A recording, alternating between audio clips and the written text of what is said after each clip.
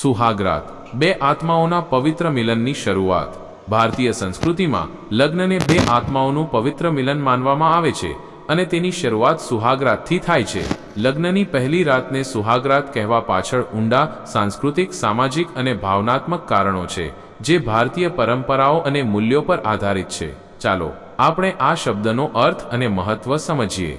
સુહાગરાત શબ્દ બે શબ્દોથી બનેલો છે, સુહાગ અને રાત। સુહાગનો અર્થ પરિણીત સ્ત્રીનું સૌભાગ્ય થાય છે, જે તેના પતિ સાથે સંકળાયેલું છે। આ શબ્દ છોકરીના લગ્ન જીવનના સુખ, પ્રેમ અને સૌભાગ્યનું પ્રતીક છે। તે જ સમયે રાત આ છેલ્લી રાત્રિનું વર્ણન કરે છે, જે નવા પરિણીત યુગલ માટે નવી શરૂઆતનું પ્રતીક છે। આ રીતે સુહાગરાત એ રાત્રિ છે જ્યારે નવપરિણીત યુગલ તેમના લગ્ન જીવનની શરૂઆત કરે છે, જેમાં પ્રેમ, વિશ્વાસ અને પરસ્પર સમજણનો પાયો નાખવામાં આવે છે।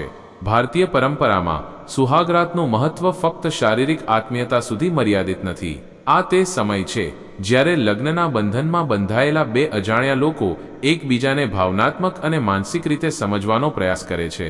આ રાત્રિને દંપતી વચ્ચે વાતચીત, પ્રેમ અને વિશ્વાસ બનાવવાનો અવસર માનવામાં આવે છે।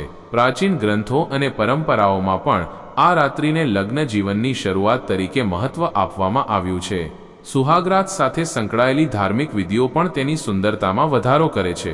કન્યાને 16 શૃંગારથી શણગારવામાં આવે છે, જે તેના સૌભાગ્ય અને સુંદરતાનું પ્રતીક છે। ફૂલો, મીઠાઈઓ અને દૂધના ગ્લાસથી શણગારેલા પલંગ જેવી પરંપરાઓ આ રાત્રિને વધુ ખાસ બનાવે છે। આ ધાર્મિક વિધિઓ માત્ર રોમાન્સમાં વધારો જ નહીં, પરંતુ દંપતી વચ્ચે પ્રેમ અને આદરની લાગણીને પણ મજબૂત બનાવે છે। જો કે આધુનિક યુગમાં સુહાગરાત પ્રત્યે લોકોનો દૃષ્ટિકોણ બદલાઈ રહ્યો છે।